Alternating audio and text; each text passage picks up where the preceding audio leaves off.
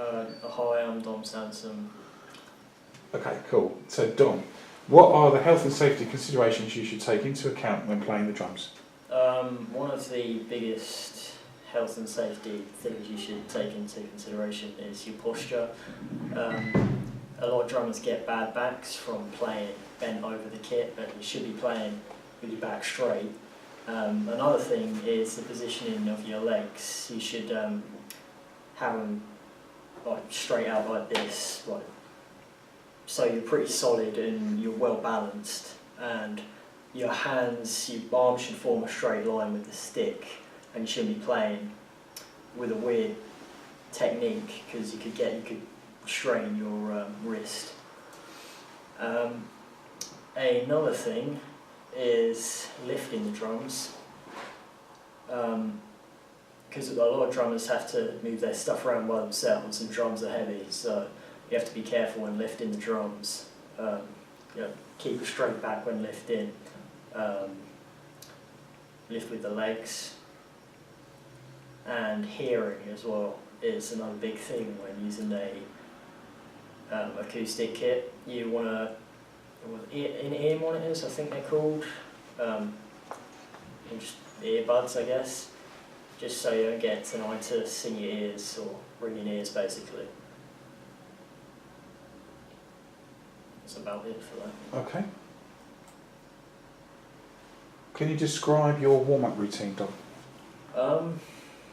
When I warm up for playing drums, I usually play about 10 to 15 minutes on the kit, just warming up, playing different sticking patterns, just doing fills around the kit and to warm my body up and my mind, and don't go in too heavy either, because you just strain yourself too much and probably end up with an injury. That is about it really. Okay. So, Dom, when you're setting up your drum kit, list some of the considerations you should make. Well, the first thing you do is start with the seat and find a comfortable setting for where you're going to sit on. Then you put your snare in where you feel it's comfortable, and put it to a height where you can play a rim shot but not hit your leg when you're doing it.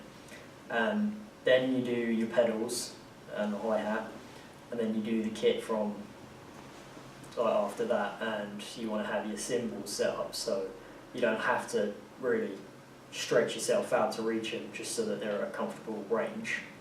And I guess everything else is like a preference really to what everyone else is comfortable with. Okay. So Dom, what drum kit do you play and why do you play that drum kit? I have a black Premier kit with a 14-inch by 5 or 6-inch snare. And I have a 12-inch high tom, 13-inch mid tom and 14-inch full tom that's standing on the floor. I have 14-inch hi-hat which came with the kit, 16 or 18-inch Sabian crash, and a 20-inch ride cymbal. I think playing these is good because it's pretty compact.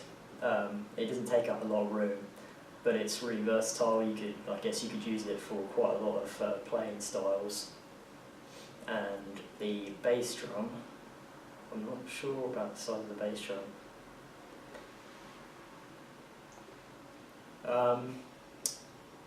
That's it for the kit. Cymbals?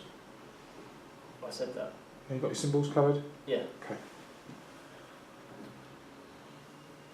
Can you list the regular maintenance procedures you should carry out on your drum kit?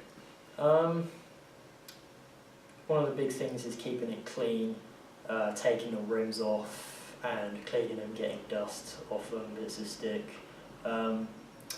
Another thing is to keep it well lubricated, because there's metal rubbing against metal and eventually it will scratch and do damage, and it's not going to work how it usually works, and it's just going to break in the end.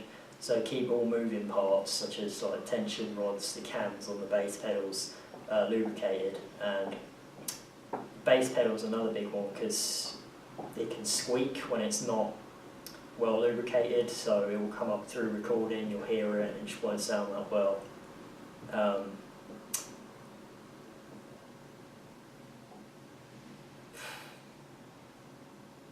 And changing the heads as well, you've got to be careful when doing that because you don't want to damage the shell in any way. So you want to cross tune or undo the tension rods in a cross so you don't damage the shell. And that's about it. Okay, good. Dom, in front of you is a snare drum. Can you grab it and could you point out all of the parts of that snare drum, please? This is the batter head where the stick hits, and then you've got the hoop or the rim that keeps the batter head down and in place, and keeping the rim on is tension rods, which are these things here, and they screw into the lug post which is attached to the lug. This is attached to the shell. This is the shell, literally, going around the whole drum. There's an air hole here to let air out, improve the sound. On the bottom there's the resonant head and the snare, which is why it's called a snare. For the snare, there's the snare release, which turns the snare on and off. And this here it changes the tension of the snare, so it can be loose or tight. It's just another preference thing again. There's the badge here, and I think that's about it really. Okay, cool. So could you talk me through changing the batter head on that snare drum? So you want to undo the rods in a star sort of figure, so whatever the point you start on, you undo that so it's loose but not take it out, go opposite to it, undo that one to the side of that, and then to the opposite, and then to the side, and so on. And once they're all loose, you can take them out and take the head off, but you also want to check for dents, scratches, anything like that on the head. Then you take the rim off, put the new head in, and put the rim back on.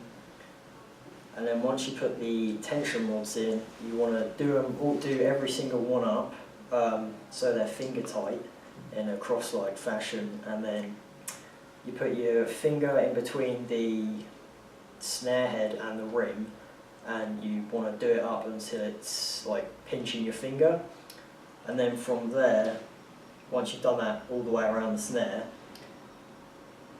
below the tension rod on each part of the snare, when you hit it, it will make a certain note, and you want all the notes to be the same around the snare, so if they're not, you want to adjust the tension rod to make all the notes around the side the same. And once you've done that, it's done, it's judged. Okay, good.